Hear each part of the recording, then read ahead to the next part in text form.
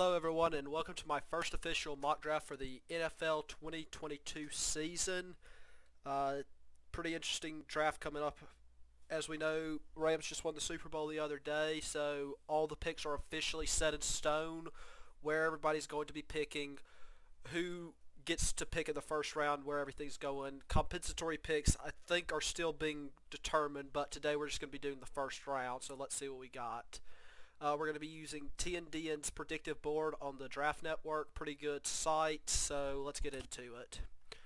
Okay, with the first pick, Jags, there's only really two options I see them that would be good to take. You could maybe get like a offensive tackle in free agency, somebody like Teron Armstead, who probably the Saints won't re-sign because of how much his asking price is. You could possibly target him, and if you do that, you would be able to be opened up to like Edge or Kyle Hamilton on the board.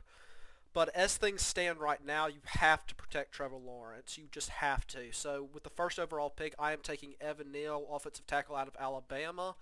I think he is a good prospect. Not as good as Penei Sewell or Rashawn Slater coming out, but you desperately need that help on the offensive line. So I think the Jags should definitely take him, and I think he has good upside starting at either tackle position. Most likely, he'd probably be the best at left tackle, in my opinion. Now, for the Detroit Lions, this is pretty much one of the most picks that have been pretty much set in stone. You're taking one of the top two edge. You're either taking KT or Aiden Hutchinson. Personally, I feel like the Lions are leaning more Hutchinson just because he's that blue-collar type guy, and Dan Campbell loves those type guys. So I think he would probably be one of the better fits here. So I'm going to go ahead and take Aiden Hutchinson. He's got that high motor upside that just can definitely just help you. Now, Texans, they can go a few positions here. Either they could try to get Icky, because you don't know if Laramie Tunsil is going to be with your team anymore. He may try to force his way out, but if you don't, that would still be a very nice piece. You could add Kyle Hamilton, who is my number one overall prospect in this draft just because of his range and versatility. But even though I didn't take him number one overall, because I don't think these two teams value the safety position as much, but he is definitely worthy of at least a top 3 or 4 pick in my opinion. So with the Texans, they need like a guy that can show like, hey, this is my team, this is our new face, and I think the best way you do that is with an edge player. So I'm going to go ahead and take KT. He's a lot more speed to power guy compared to Hutchinson.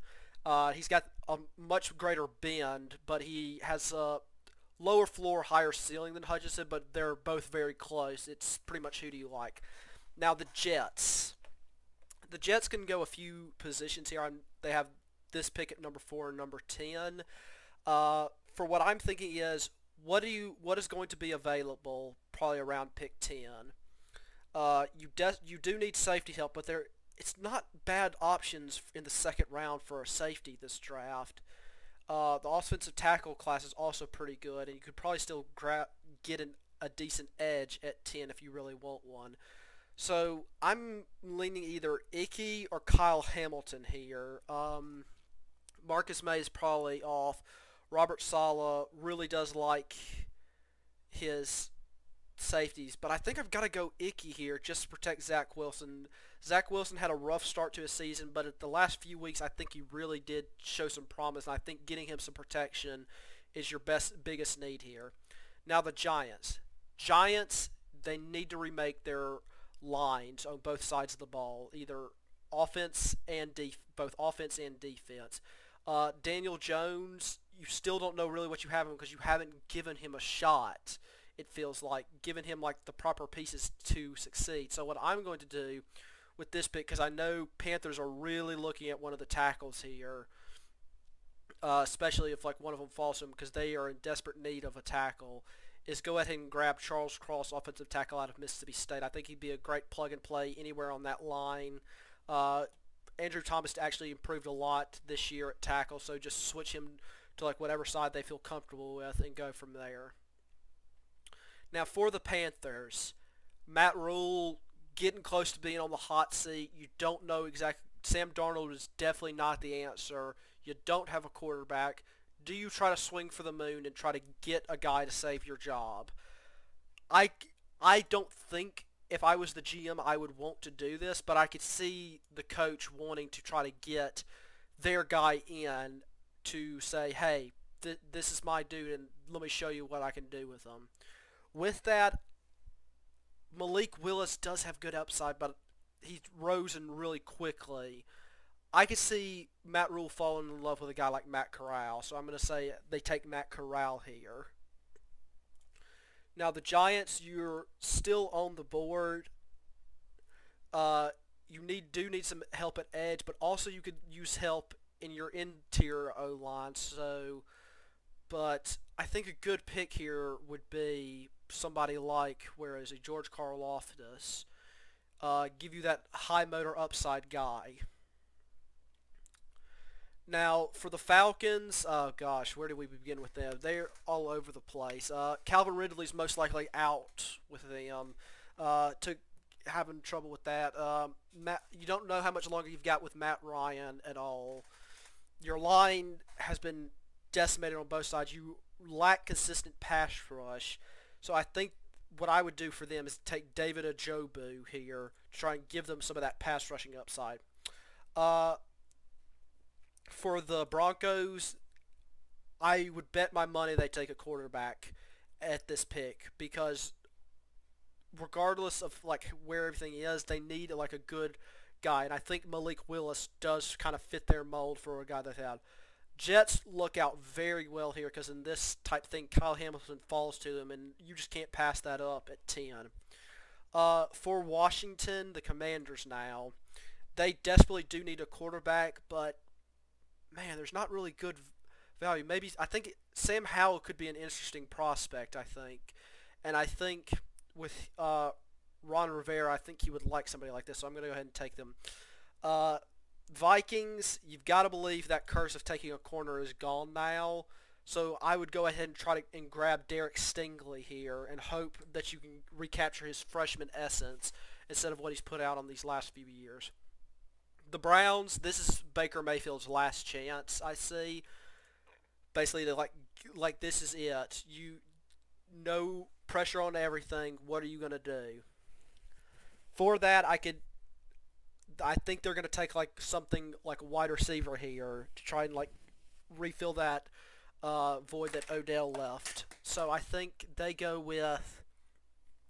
just stay in-house and grab Garrett Wilson, one of the premier wide receivers in this draft class. The wide receiver draft class this year is very well done. Ravens, you just kind of got really badly injured this year. It's no fault of your own, so I'd say just get depth at positions that are important. And one thing that could be very important is your center may be leaving you in free agency, and if Tyler Linderbaum is here, you have to take him. He is one of the phenomenal positions. Tyler Linderbaum could either go anywhere from, I think, pick 5 at latest pick 20, so like the 5 to 20 range. That's how good I think, even though positional value doesn't really favor centers, he is very good. Eagles, you have 3 really good position picks in this draft, and you can kind of get whatever your heart desires. First thing I would definitely get for you is another corner. I think Ahmad Gardner would be a great pairing with Darius Slay on the other side of him. I think that would be one of the best cornerback duos in the league. I know Howie Roseman likes to take receiver and such, but you could definitely use some help on your edge, and I think Travon Walker is one of the best upside guys in this draft. Chargers, you just need somebody to help fill the run. You were horrible with the run. Jordan Davis is the guy here. Perfect fit. Everything available for them. For the New Orleans Saints, they desperately need a wide receiver. I think that the Saints will bring back Jameis Winston, so now you get your pick of the litter, really, for when it comes to wide receiver. You have a very good options available.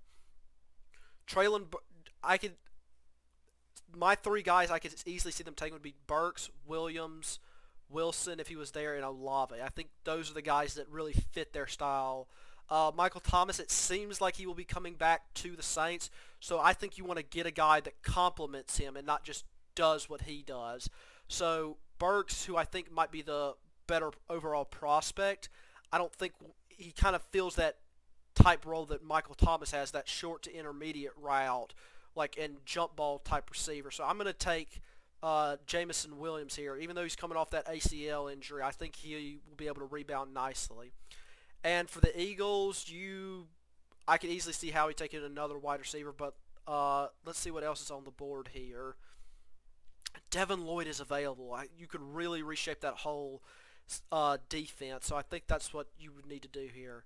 For Steelers, you are in desperate need of a quarterback, and Kenny Pickett is right here on the board. I think it is a perfect fit. You've seen him all 4 years at Pitt. Go ahead and take him. For the Patriots, wide receiver is a big need, and I think Treylon Burks would be able to an easy slide in to give Mac Jones that extra weapon. For the Raiders, you lost Henry Ruggs due to his off-the-field issues. Get a guy who can give you that type speed again in Chris Olave and give you some of that help. For the Cardinals, you need help at corner desperately. And I think Andrew Booth is a perfect fit here. For the Dallas Cowboys, you could possibly go into offensive line to try to keep that stuff up, but Jermaine Johnson is here from Florida State, and I think this is about the value I would give for him to take here. Bills, you still need help on your offensive line. You still need a little. You got some decent pressure this year from your edge help, but I think offensive line and Kenyon Green is a great piece to plug in anywhere on that interior offensive line. Titans, you probably don't have anything with Tannehill left. He's stuck on that deal, and you can't really do anything about it. I'd say just take best player available, and in this case, I think that would be Nakobe Dean. Bucks, Tom Brady's retiring, but you don't know if he's really retiring at the same time. You're probably losing Godwin to free agency, so I'd say get a guy like Jahan Dotson to help replace that. For the Packers, it looks like they might try to franchise, get Aaron Rodgers and Devontae Adams all two back and make one last run. If that's the case, you need somebody who's going to help you make an impact and make that final leap. And I think a guy like Roger McCreary could easily do that. For the Dolphins, you horribly need help on your offensive line. It was one of the worst offensive lines, bar none. And Trevor Penning is here. Perfect fit. Take him here.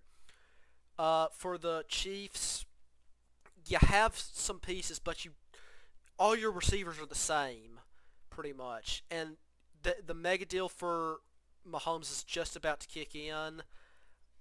I'd say you could take Drake London here and be pretty happy with a new jump ball type guy.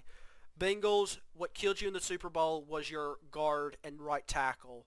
Get Zion Johnson, plug him in at right guard. You now have a decent piece to protect Joe Burrow.